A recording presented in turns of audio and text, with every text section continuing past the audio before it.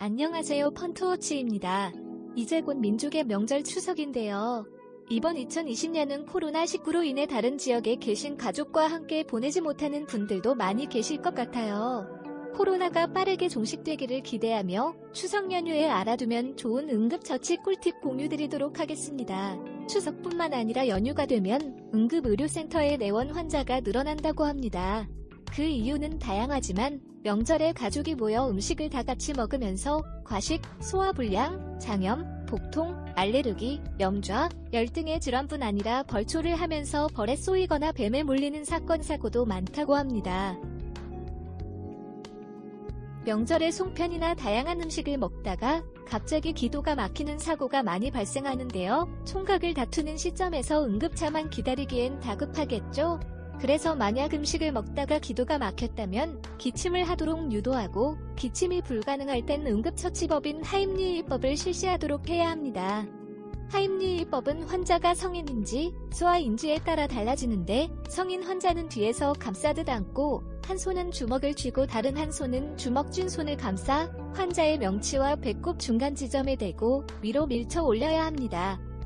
1세 이하 혹은 체중 10kg 이하 소아일 때는 머리가 아래를 향하도록 허벅지 위에 엎드려 눕힌 후 손바닥으로 등에 중앙부를 3개 두드리는 등 압박과 양쪽 젖꼭지를 잇는 선에 중앙 부위 약간 아래를 두 손가락으로 4cm 정도 깊이로 강하고 빠르게 눌러주는 가슴 압박을 반복해야 합니다. 갑자기 환자가 의식을 잃었다면 119에 신고해야 하며 맥박이 뛰지 않으면 심폐소생술, CPR을 실시해야 합니다. CPR 방법을 잘 모른다면 무리하게 인공호흡을 시도하지 말고 가슴 압박에 집중하도록 하고 가슴 압박은 강하고 빠르게 해야 하며 119가 도착할 때까지 지속해야 한다고 합니다.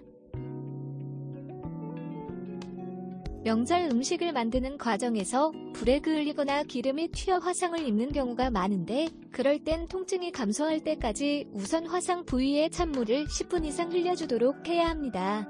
물집은 터지지 않도록 조심하고 이 같은 응급처치 후 곧바로 병원 치료를 받도록 하는 것이 바람직합니다.